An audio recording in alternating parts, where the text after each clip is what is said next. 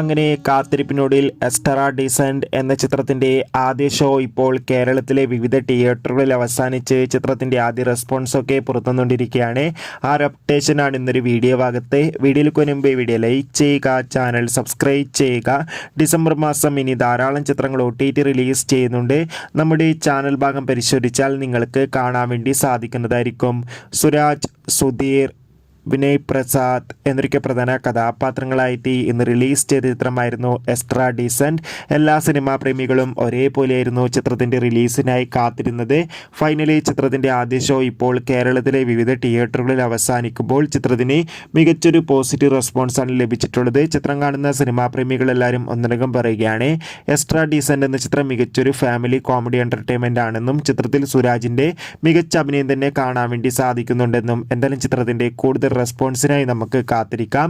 ചിത്രം കണ്ടവരുടെ അഭിപ്രായം കമൻറ്റ്